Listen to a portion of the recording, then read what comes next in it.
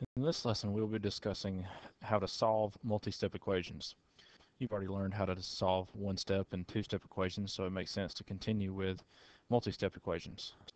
There are two procedures I'd like for you to think about when we're doing these equations. And first of all is we want to eliminate the parentheses.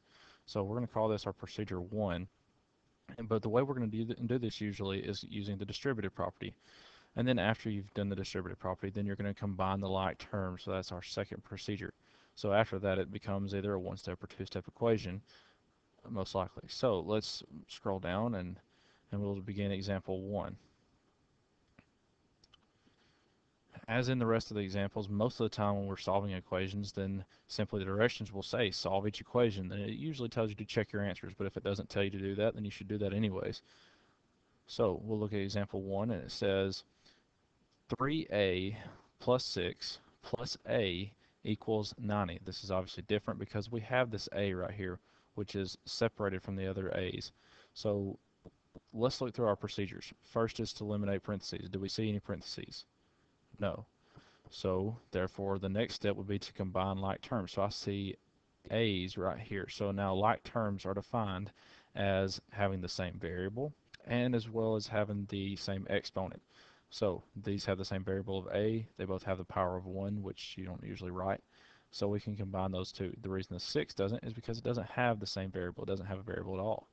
So we combine our like terms, 3a and a, which is 1a. So that would be 4a plus 6, bring down everything else, equals 90. Now, just like in your last lesson, you learned about two-step equations. That's what we have here. We have multiplication and addition. Now, solving equations is like backwards order of operations. Basically, when you're working a problem normally, you work in order of operations as normal, but when you're trying to work an equation, you're essentially trying to undo everything that's done to the variable. So we're going to start with addition. We're going to take that off. So what would be the opposite of addition? Subtraction. So we're going to subtract that 6 because we can do that right there. We want to be able to mark that off. Okay, so we did that to the other side as well. Okay, so we bring down what we didn't do anything to. We have 4a equals 90 minus 6, which is 84. Okay, now we're left with one step equation. If there's multiplication, we want to divide, okay, by the same thing. So that we can do that right there. I always like to be able to mark that off. It tells me that I've done it right. Okay, so I'm going to do it the same on the other side. All right, so I'm left with a equals, and I do the 84 divided by 4, and I get 21. Okay, if you need to do that out to the side and long division, you can, or you can use your calculator or whatever you have available. Okay, now to check our answers, we simply plug it back into the problem as was given. Okay, so we need to say 3 times 21 plus 6 plus 21. Okay, and we're trying to check to see if that is equal to 90. Okay, I always recommend to put in your variable that you find in parentheses. That way, right here, you don't accidentally put 321. If you use the parentheses, it's pretty obvious when you're working this problem that it's 3 times 21. So we'll go ahead and continue. We'll have 3 times 21 is 63 plus 6 plus 21. We're still trying to see if that's equal to 90. We add these together, we get 90. And so therefore it is equal to 90. So it works. Okay. So now we're going to move on to example 2. All right. Now, if you remember from the beginning of these notes, we said that the first step is to eliminate parentheses, and you usually use the distributive property. So that's what we're going to use here. We look and we see parentheses. So the way to get rid of this is to distribute this 2 so we can get, like I said, eliminate those parentheses. So 2 times x, and then also 2 times the negative 3. Now, 2 times x would leave us with 2x. Okay, 2 times a negative 3 is going to leave us with negative 6 or minus 6, and then bring down the 10. Okay, at this point, we have a two-step equation. So the opposite of subtracting 6 would be to add 6. both sides. Okay, like I said, I like to be able to do that right there so I can know that I did that correctly. All right, now I'm left with 2x equals 16. Now, left with one step, and it is multiplying times 2, so the opposite of multiplying times 2 would be to divide by 2. So I can do that right there. Now I have x equals 8. Okay, now to check my answer, I just simply plug it in. Okay, and I have that 8, just for habit's sake, I always put it in the parentheses right there. I apologize, let me back up just a little bit. Okay, so sometimes you have to use that eraser, and that's why we like to use pencils in math. Okay, so we have a 3 here, and we're trying to see if that is equal to 10.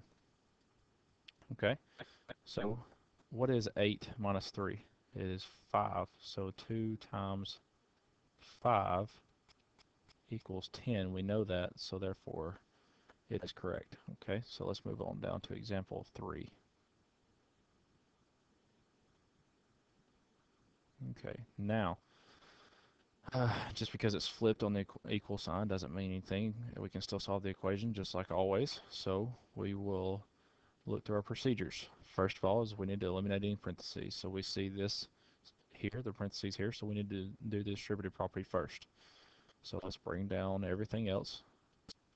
Okay, we have x here, plus we have a 3x because we distribute that. Okay, we have this here and this here. Okay, so 3x, and then positive 3 times negative 2 is going to give us negative 6. Okay, now our parentheses are gone, so we combine our like terms. Okay, the x and the 3x are like terms. There's nothing else with an x. All right, so we're left with negative 10 equals 4x minus 6. Okay, so now two-step equation. Let's add the 6 to both sides. Okay, so we're left with negative 4 equals 4x.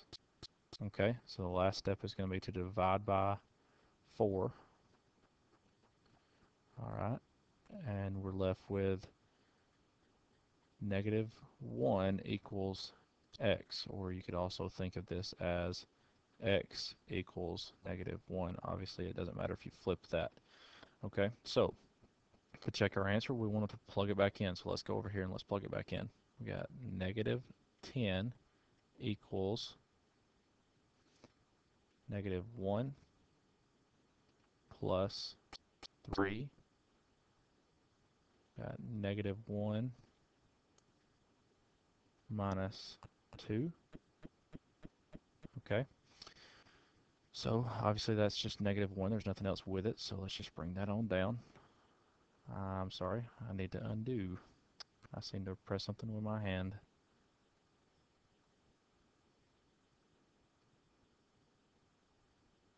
Okay.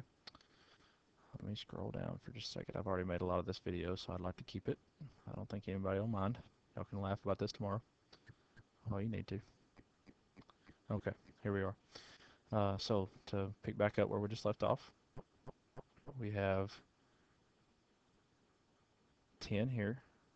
Okay, so that's a negative 1 plus 3, and then negative 1 minus 2 is going to give me a negative 3. Okay, so now we have multiplication. We need to do 3 times negative 3, which is going to give us a negative 9. Bring down everything else. Okay, so negative 9 minus 9 is going to give me negative 10. And since that's what we were looking for, then it worked. Okay, I kind of forgot to put those question marks down through here. This is a good idea. I always like this because at this point, you're not saying they're equal. You're saying you hope they are, but we don't know yet. So now we've completed 3 examples of combining like terms, getting rid of the parentheses, and now we know how to do simple multi-step equations.